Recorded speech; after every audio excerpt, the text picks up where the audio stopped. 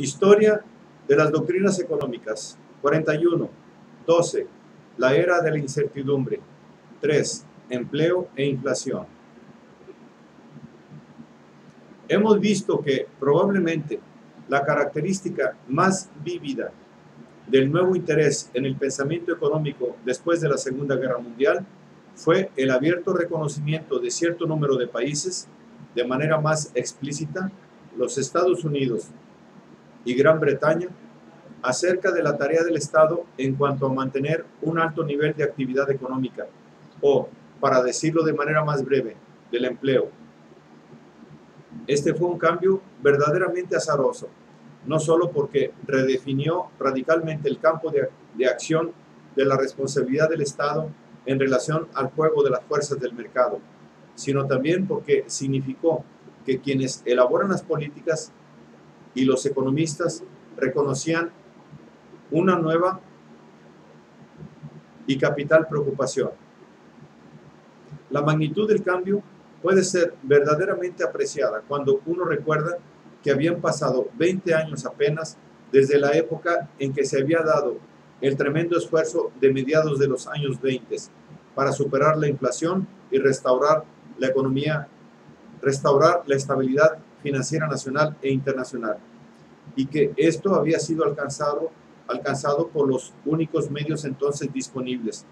o cuando menos aceptables, esto es, mediante un clásico proceso deflacionario. Los métodos entonces empleados, caídos en descrédito debido a la depresión y al desempleo masivos, que produjeron lo mismo que a sus intolerables concomitantes sociales y políticas, crearon la atmósfera propicia para las ideas de la nueva economía y produjeron el violento giro de la inflación al empleo. Sin embargo, sería equivocado suponer que la inflación fue olvidada por completo. Entre los más conservadores especialistas del campo de la economía, particularmente entre un grupo de monetaristas, continuaron elevándose voces de advertencia durante todos los primeros años de la posguerra, que no disminuyeron en los años siguientes, aún en las declaraciones en las que el hincapié era puesto en la necesidad de mantener empleo pleno. Por ejemplo, en algunos documentos oficiales británicos, tales como las encuestas económicas del periodo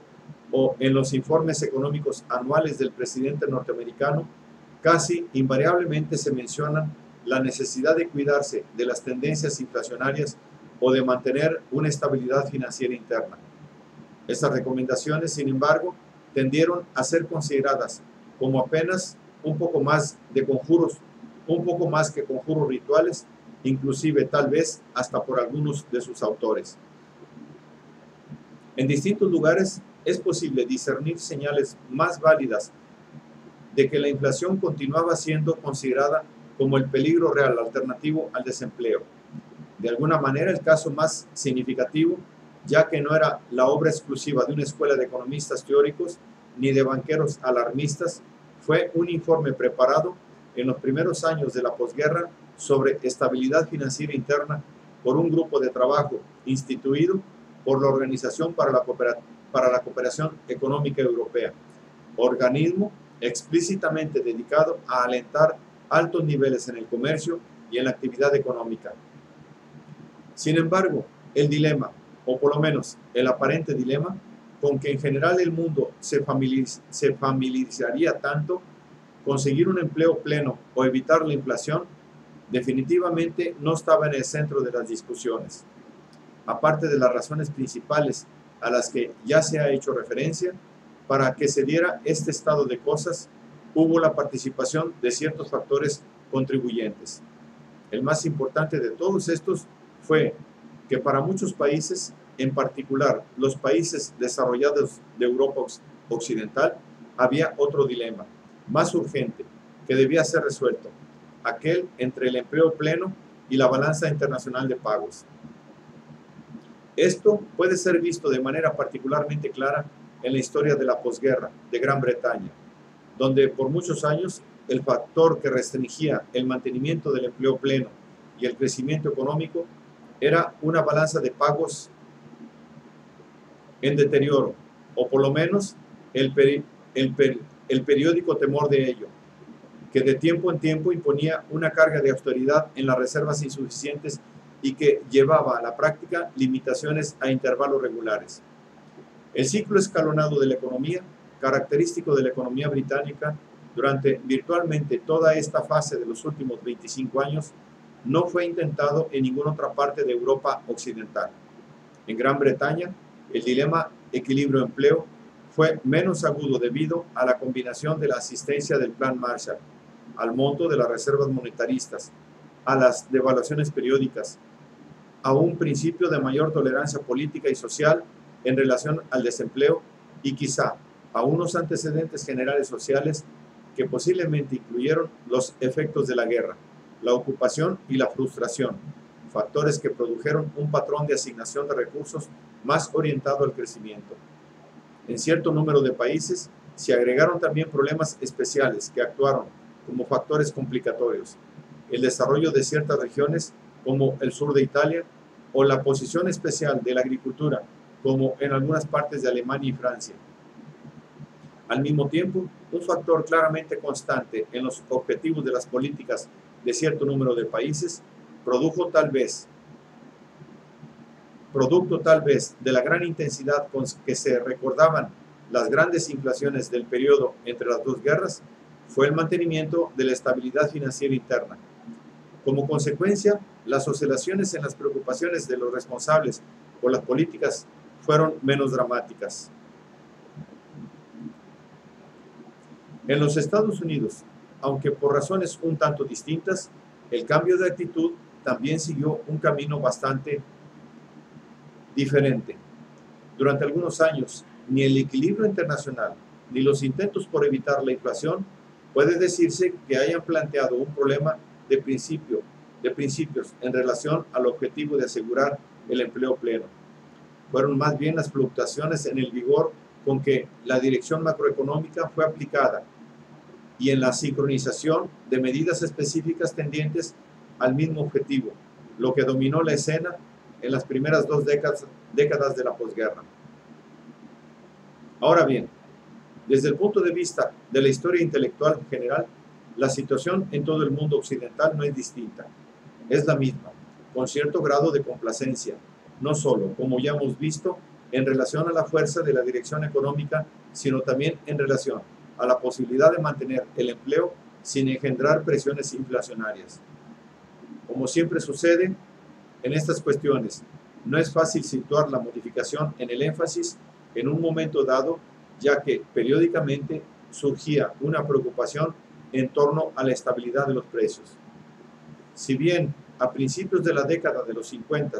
ya se hacían intentos prácticos por contener la espiral de salarios-precios, es posible decir que en lo que se refiere al clima general de opinión, comienza a operarse un cambio marcado a partir de los primeros años de la década de los 60, con ligeras diferencias en distintos países en cuanto al inicio, al igual que en cuanto a la forma que tomó. A partir de este periodo se observa no únicamente una lenta pérdida de fe en la dirección económica, sino también una creciente presión en favor de un uso mayor de la política monetaria, concomitante natural del entonces creciente temor a la inflación. Desde el punto de vista de la evolución del pensamiento económico propiamente dicho, el cambio en el énfasis no fue tan marcado. Aún desde antes se había dado un intento más decidido por definir la inflación y por diferenciar sus distintos tipos, su origen y sus consecuencias, y por distinguir entre diferentes grados de inflación según ciertos niveles de tolerancia sobre el carácter y la velocidad de difusión de sus repercusiones. El propósito de estos perfeccionamientos de formulaciones anteriores menos complejas fue el proporcionar un instrumento analítico más efectivo del que pudieran ser derivadas prescripciones de políticas. Mucho de este trabajo se remonta al patrón definido por Keynes en Tratado sobre Dinero, que distingue entre inflación causada por ingresos e inflación causada por utilidades, y a sus intentos y a los de algunos de sus contemporáneos por analizar las presiones de los salarios en términos de demanda de salarios reales en contraposición a las demandas de los salarios nominales.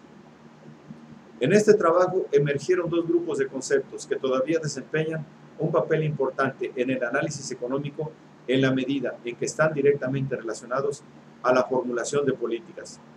La noción de déficit o superávit del presupuesto de empleo pleno, o como desde luego de déficit o superávit de la balanza de pagos de empleo pleno, que ya hemos tocado en nuestra exposición de la economía post-keynesiana, y la distinción entre la inflación debida al empuje de los costos o al tirón de la demanda. Esto último en particular es de considerable importancia en el debate actual. El interés por ambos tipos de inflación apareció por primera vez debido a la preocupación por la relación entre inflación y crecimiento. Ya en 1922, Dennis Robertson había analizado casos de niveles de precios estables, decrecientes y suavemente crecientes, y llegado a la conclusión de que el último producirá de hecho los mejores resultados asequibles, no solo para ellos, los directores de la industria cuyas energías y actividades se verán estimuladas, sino para la comunidad como un todo. A partir de entonces, periódicamente se han debatido los pros y los contras de diferentes movimientos de precios en relación al crecimiento. Más recientemente se ha tendido a estudiar la relación, particularmente en términos del movimiento de los precios y o salarios, a partir de una posición en la que la cantidad total de recursos disponibles, que es fija en cualquier momento, lo mismo que su productividad, es utilizada plenamente. Si en esta situación la demanda total excede la producción total de los recursos empleados a plenitud, ya sea debido a un gasto gubernamental excesivo, consecuencia, por ejemplo, de una guerra o de un programa social demasiado ambicioso, o debido a especulaciones exageradas por parte de empresarios acerca de utilidades futuras que lleven a una inversión privada muy alta, o debido a un brusco incremento del consumo privado, alimentado tal vez por el temor de un futuro incremento en los precios, entonces los precios se elevarán. Serán incrementados por la demanda excesiva. El alza en los precios que la demanda excesiva provoca, donde quiera que aparezca, se extenderá finalmente a toda la economía. Este incremento en los precios no se autocorrige a base de determinación, esto es, mediante la suposición de que hay un pleno empleo de los recursos, dado que esto no produce un incremento en la oferta, solo puede ser detenido mediante una reducción de la demanda. Esto es, desde luego, si consideramos a la economía como un todo y por un espacio de tiempo suficiente que permita que los efectos totales de la demanda excesiva se filtren por completo. Mientras tanto, antes de que este estado de cosas haya sido alcanzado por completo, es posible que producciones individuales sean aumentadas si algunos sectores de la economía hacen mejores ofrecimientos por materiales, medios y sobre todo mano de obra al considerarse, equivocadamente o no, mejor capacitados para ofrecer los precios y los salarios más altos necesarios para permitirles expandir su producción. Como regla, en el curso de la inflación, producto del incremento de la demanda, tal cual acaba de ser descrita, los salarios tienden a elevarse más rápidamente que los precios en general, dando por resultado un incremento en los salarios reales. Para entender el concepto semejante de la inflación producto del alza de los costos, es necesario partir de una situación general de estabilidad de precios, en lugar de una situación con empleo pleno, en la que los salarios de algún sector o sectores son elevados como resultado, por ejemplo, de las presiones de una organización sindical excepcionalmente fuerte. Esto ocasiona un incremento en algunos precios en el momento en que los industriales afectados trasladan sus costos incrementados. Conforme adquiere impulso este movimiento y el incremento en los precios se generaliza, es muy probable que las presiones por incrementar los salarios para hacer frente a los aumentos de precios y generalmente para equipararlos o con frecuencia para anticiparlos se haga general. No es necesario para nuestro propósito continuar detallando los caminos que siguen las inflaciones producto de incrementos en los costos o en la demanda o sus efectos en la productividad en la distribución del ingreso o en otras áreas. Lo importante es advertir los debates que estos análisis produjeron entre economistas en cuanto relacionados particularmente al empleo y a la inflación, y también en cuanto se refiere a las correspondientes consideraciones de las políticas, dado que esto es lo que no permanece confinado al campo de los economistas y tiene, por lo tanto, los más profundos efectos en la conformación de la opinión pública y de las distintas opiniones de los responsables de las políticas. La primera de las exposiciones modernas de la materia la ofreció un economista francés, M. Jacques Rueff, quien después se distinguiría de manera especial en el campo monetario por su rigurosa defensa de una política monetarista rígida y de la continuación de la dependencia sustancial en el oro. En 1925 publicó tablas y gráficas que mostraban una cercana correlación de movimientos entre los salarios reales y el desempleo en el periodo de los años 1919 a 1925. Análisis que complementó en estudios posteriores publicados en 1931 en la Revista de Economía Política. Estos estudios disfrutaron de una publicidad excepcional por el momento y por la manera como los presentó al público inglés Sir Josiah Stamp, más tarde Lord Stamp, en dos artículos aparecidos en el Times, en el apogeo de la depresión. La teoría expuesta en estos artículos fue, primero, que había una correlación extremadamente cercana entre los salarios reales y el desempleo, de donde concluía que la flexibilidad de los salarios era condición esencial para evitar el desempleo persistente. En segundo lugar, arguía que una posible explicación de que los salarios no hubieran declinado después de 1923, a pesar de la persistencia de un alto desempleo, era la existencia de beneficios de desempleo que impusieron un límite mínimo a los salarios e impidieron la disminución del desempleo una vez que los salarios habían caído lo suficiente. Si bien sería equivocado dar mucha importancia a esta teoría de este autor particular, el punto de vista general que expresaba coincidía con opiniones ampliamente sustentadas entonces acerca de los métodos propios para contrarrestar la depresión. De hecho, en el programa total de reducción de los gastos públicos propuesto por el Comité de Mayo y adoptado por el Gobierno Nacional Británico, pocos meses después de la aparición de estos artículos, se incluyó una reducción en los beneficios de desempleo. A la luz de los acontecimientos presentes y de la historia de las ideas en los 25 años que siguieron a la traumática experiencia de la Gran Depresión,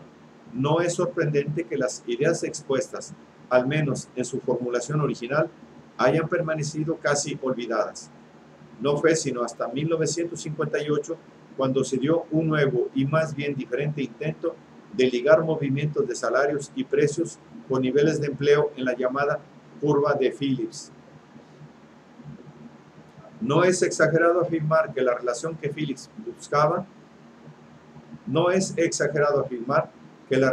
Phillips buscaba establecer ha sido uno de los puntos centrales en los escritos económicos de los últimos años en cuanto a su relación con los problemas de la política económica. Muchas modificaciones y reformulaciones han sido aplicadas a esta relación en base a la experiencia. Ahora bien, dado que se trata de uno de los temas más importantes de la economía aplicada de nuestros días, vale la pena exponer brevemente el concepto básico y las conclusiones que en un principio fueron derivadas de él. Claramente, el sencillo esquema de las inflaciones por incremento de la demanda o de los costos que se ha bosquejado no corresponde a situaciones que puedan darse en la medida, salvo en circunstancias verdaderamente excepcionales. Si el incremento en la demanda coincidiera con el patrón teórico, el objetivo macroeconómico de mantener la economía en un nivel estable que se estudió en el capítulo precedente, se simplificaría grandemente. Aún podrían aparecer diferencias de opinión acerca de la correcta mezcla y sincronización de las políticas monetaria y fiscal. Sin embargo, hablando en términos generales, las posibilidades de dirigir con éxito la economía para producir un razonable empleo pleno con una razonable estabilidad de precios serían alentadoras. Lo cierto es que la completa flexibilidad en los salarios en relación al empleo o la completa flexibilidad de los precios en mercados de competencia perfecta son condiciones idealizadas que no existen en la realidad. De igual manera, en las condiciones postuladas por una inflación producto exclusivo del incremento de los costos, es decir, un aumento independiente en los salarios por sobre cualquier incremento en la productividad e independientemente de cualquier modificación en la demanda, será inevitable el deterioro del empleo a menos que se adopten medidas para incrementar la demanda por medios fiscales o monetarios cuyo propósito sería el mantenerse a la par con una continuada inflación. Una visión superficial, ya no digamos una investigación estadística detallada, muestra que las condiciones reales tienden a ubicarse en algún punto intermedio entre los dos extremos teóricos y que la situación con mayores posibilidades de darse es aquella en la que no siempre se pueden separar con facilidad las influencias que nacen del lado de la demanda de aquellas provenientes del lado de los costos y en la que, con el tiempo, se generan movimientos secundarios del lado opuesto a las originales.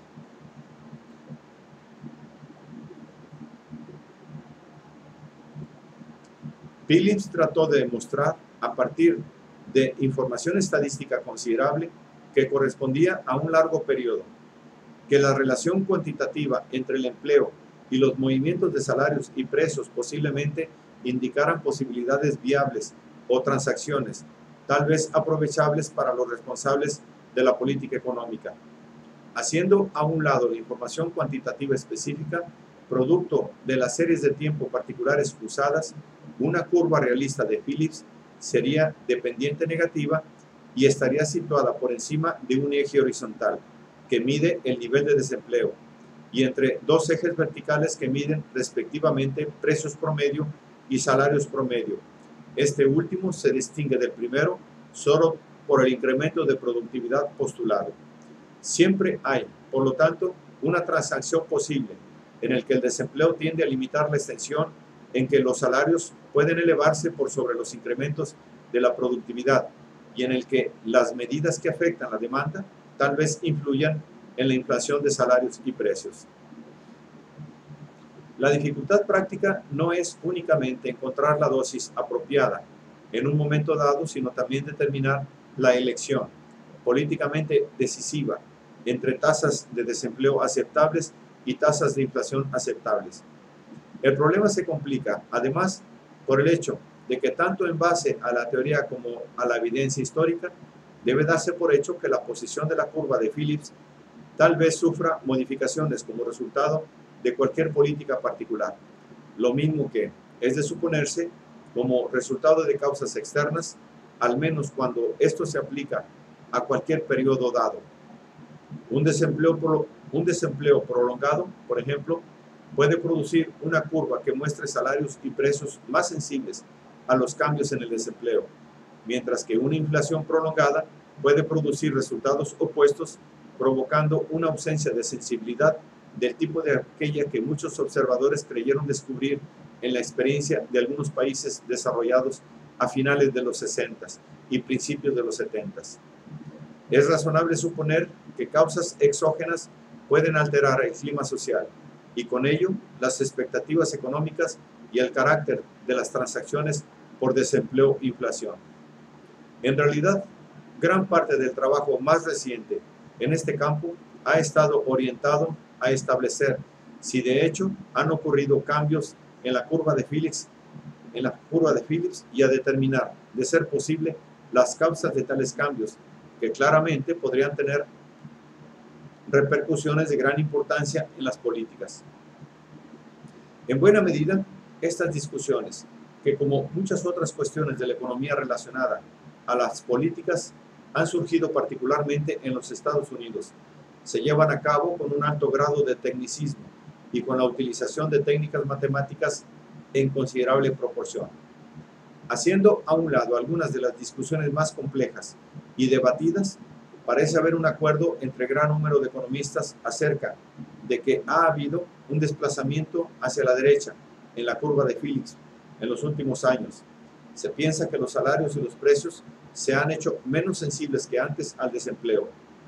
Otra manera de plantearlo es, desde el punto de vista de las políticas, alcanzar un alto nivel de empleo sin inflación se ha hecho más difícil. La elección entre los dos objetivos es ahora más aguda. Si se aceptan como buenos estos resultados numéricos, la siguiente pregunta es, ¿por qué ocurrió el cambio? Muchas de las causas inmediatas han sido señaladas en obras recientes.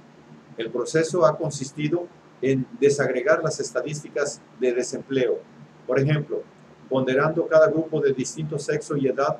por sus horas de trabajo y niveles de salario relativos, al igual que introduciendo un índice que mida las variaciones de desempleo entre grupos de distinta edad y sexo. Pueden entonces rastrearse los efectos de los cambios de la estructura del mercado ocupacional, lo mismo que las distintas experiencias en relación a la incidencia del desempleo en diferentes sectores de la fuerza de trabajo, y puede demostrarse cómo se expresan en la relación desempleo, salarios, precios. Sin embargo, más allá de esto, por así decirlo, del aspecto econométrico, de las sutilezas, el problema se hace mucho más complicado tanto en relación al diagnóstico como a la cura. Por una parte, el problema consiste en determinar razones más firmes para la coexistencia de niveles de desempleo e inflación relativamente altos, y por la otra, el determinar cuál es el mal mayor, dado que uno u otro no pueden ser evitados por completo, o qué políticas pueden ser aplicadas para mitigar el rigor de la elección. Poco trabajo científico se ha hecho en relación del aspecto de este problema. El debate ha tenido a confinarse en el campo sociológico, en torno a aspectos como el poder de los sindicatos y el equilibrio del poder que existe dentro de ellos, el acaparamiento de fuerza de trabajo por el comercio en gran escala, que puede verse mucho más motivado por el temor de una interrupción de actividades y las posibles consecuencias de esto en las acciones puestas en el mercado, en el flujo de efectivo, etc. Las actitudes de los trabajadores sindicalizados frente al trabajo, particularmente la de los más jóvenes, y los efectos de beneficios sociales más sustanciales, incluyendo pagos a desempleados en los umbrales del desempleo. Estas son, naturalmente, cuestiones que trascienden lo puramente económico y para las cuales aún las áreas colindantes de las ciencias sociales no ofrecen, por lo menos hasta ahora, una teoría sistemática. Sin embargo, estos son el tipo de problemas que con facilidad conforman las opiniones populares y que fácilmente se integran en la conciencia, o tal vez, lo que sería más peligroso, en el inconsciente del hombre práctico. Lo que está claro es que, independientemente de lo inadecuado que pueda ser nuestro instrumental intelectual para analizar la transacción entre empleo e inflación, no puede negarse la existencia de un problema práctico que debe ser resuelto en términos prácticos. Desde el punto de vista de la política, el debate concierne, primero, a la proporción. Desde el punto de vista de la política, el debate concierne, primero, la proporción de intercambio, por así decirlo, que debe ser considerada aceptable entre estos males optativos, y segundo, los medios para llevar a cabo la proporción escogida. En relación al primer punto, es posible decir que en la actualidad hay relativamente pocos economistas que adopten cualquiera de las dos posturas extremas, esto es, que rechacen hasta el más mínimo grado de inflación que pueda ser generado por el objetivo de lograr un empleo pleno. Quienes toman tales posiciones extremas las sostienen no únicamente poniendo de relieve los indiscutibles males sociales de la inflación y el desempleo respectivamente, sino que también echan mano de argumentos económicos sobre los efectos autodestructivos de la inflación. Esto es, la destrucción final de las bases del crecimiento o del desempleo, al impedir el crecimiento de la producción, destruyendo, por último, las bases de precios más estables. La vasta mayoría de los economistas, sin embargo, asumen ahora una posición intermedia. Sus posturas individuales difieren según se inclinan a un lado o al otro. Esto no significa que las diferencias carezcan de importancia. Por el contrario, al menos desde el punto de vista práctico de la política económica, son de mayor importancia que las posiciones extremas que en las sociedades democráticas modernas o avanzadas, casi por definición, tienden a no ser tomadas en cuenta en los preparativos de los asuntos prácticos de gobierno o aún de los negocios. Los diferentes grados de aceptación de uno y otro mal son reflejados primero en la evaluación que hacen economistas gubernamentales o expertos independientes acerca de cualquier situación acerca de cualquier situación existente, y segundo, en sus pronósticos sobre el probable camino futuro de la economía en relación a niveles de desempleo e inflación. Muchos de los trabajos que abordan estas materias se encuentran en publicaciones científicas, otra buena parte en publicaciones gubernamentales y discursos de políticos, ocasionalmente de sus asesores profesionales. Sin embargo, existen pocas exposiciones sistemáticas y comprensibles. Es posible darse cuenta del grado en que este problema se ha politizado, aún en una visión somera de publicaciones como los informes del Consejo Norteamericano de Asesores en Economía, los testimonios dados por funcionarios públicos y por economistas investigadores a los comités congresionales norteamericanos, los discursos sobre el presupuesto británico, los informes periódicos del Ministerio del Tesoro y la revista del Instituto Nacional de Investigaciones Económicas y Sociales británico y de la institución Brookings de los Estados Unidos, para no mencionar las excursiones cada vez más frecuentes de economistas académicos en publicaciones populares. En los dos países de habla inglesa y también, aunque no siempre al mismo tiempo, en Francia y Alemania, pueden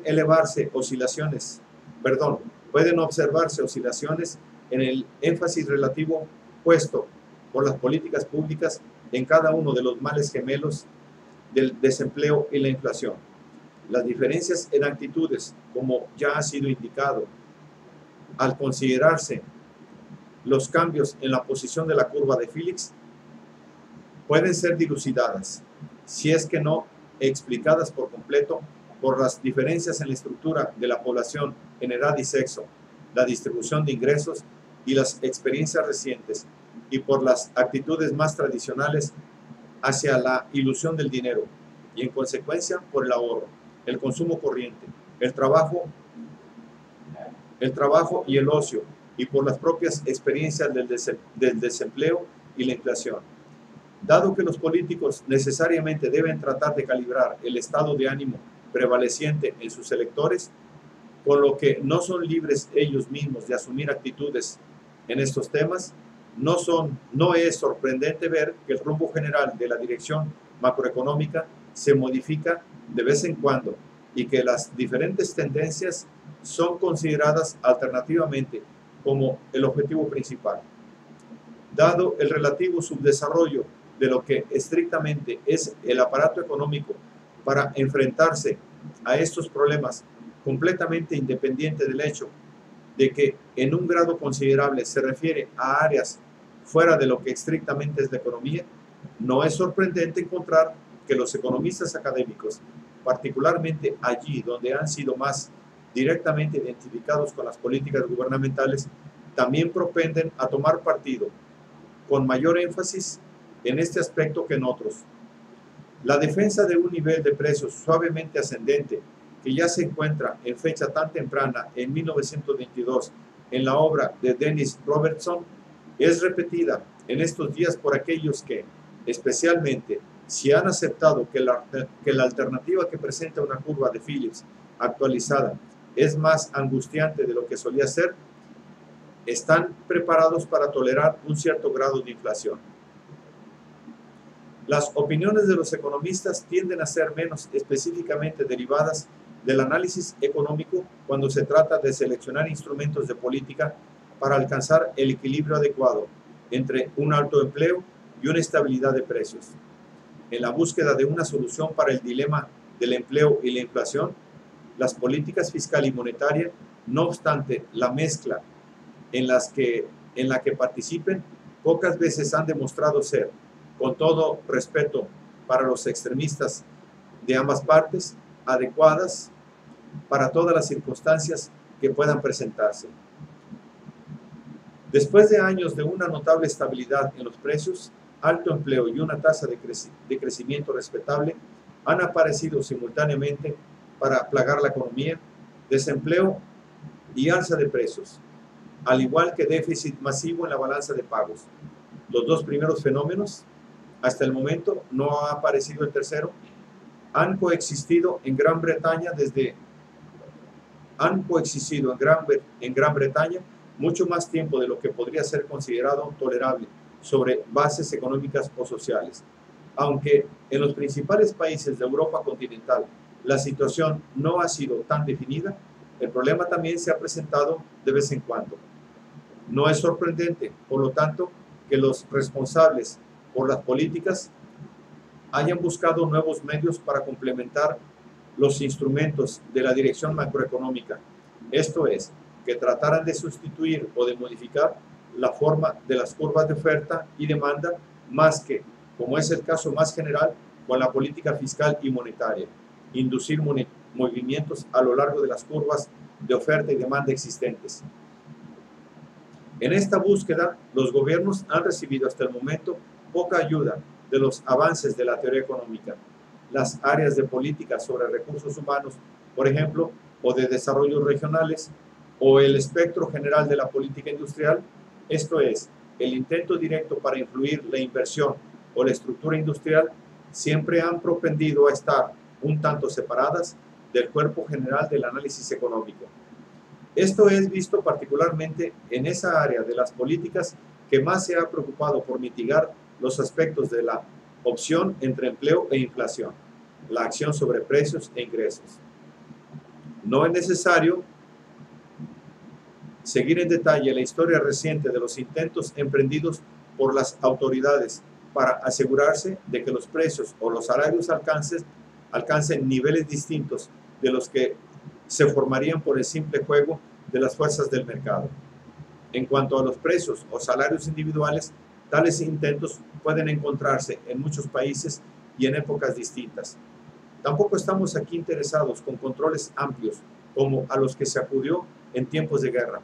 aunque la combinación de medidas financieras y de control directo adoptadas durante la Segunda Guerra Mundial y que debieron mucho a Keynes y a su escuela, sin duda guardan una relación intelectual con ideas más recientes sobre políticas de precios e ingresos. Los experimentos con uno u otro tipo de políticas que fluctúan de la exhortación a la compulsión, concebidos para hacer que la gente actúe de manera distinta de la forma en que, en base exclusivamente a las condiciones del mercado, podrían actuar, se han extendido en todo el periodo de la posguerra. Es posible encontrar ejemplos en Austria, Suecia, Noruega, Holanda, Gran Bretaña, Canadá y más recientemente en los Estados Unidos, Francia y Alemania. Mientras que las medidas particulares adoptadas por estos países varían en buena proporción, lo mismo que la extensión y duración de su éxito. Todas ellas son testimonio elocuente de la seriedad del dilema empleo-inflación, al igual que de lo inadecuado de la dirección macroeconómica de la demanda a través de los que ahora pueden ser considerados como medios tradicionales. Un resumen razonablemente desapasionado de la historia de estas políticas mostraría que, por lo menos durante un tiempo, han tenido algunos resultados favorables. Aún el alza de precios o salarios que ha seguido a la terminación deliberada de las políticas o a su suspensión práctica no son necesariamente evidencia contra las políticas en sí. Sin embargo, nuestro objetivo aquí no son los aspectos prácticos, sino más bien las contribuciones que los economistas han hecho y normalmente hacen al análisis de los problemas de políticas de precios e ingresos, contribuciones que hasta la fecha son escasas. Como ya se ha mencionado antes, mucho del trabajo ha quedado dentro del campo de especialistas de ciertas ramas de la economía aplicada, como los especialistas en asuntos laborales, quienes han estudiado técnicas de contratos colectivos, políticas sobre la fuerza de trabajo y aspectos similares. Sin duda, qué gran cantidad de conclusiones útiles han sido derivadas del estudio cuidadoso de las experiencias de distintos países en asuntos prácticos, como la relación entre los controles voluntarios y obligatorios, la relación tanto cuantitativamente como en sincronización de las medidas relacionadas con los salarios y los precios, el aspecto de las diferenciales del salario y el de aquellos particularmente mal pagados. Por otra parte, ni con mucho hay en este campo la cantidad de estudios, en general de carácter más analítico, que se encuentran en escritos modernos sobre dirección fiscal y monetaria. En conjunto, las reacciones iniciales, al menos de la mayoría de los teóricos en economía, acerca de las posibilidades de una intervención directa en la formación de los precios y de los salarios,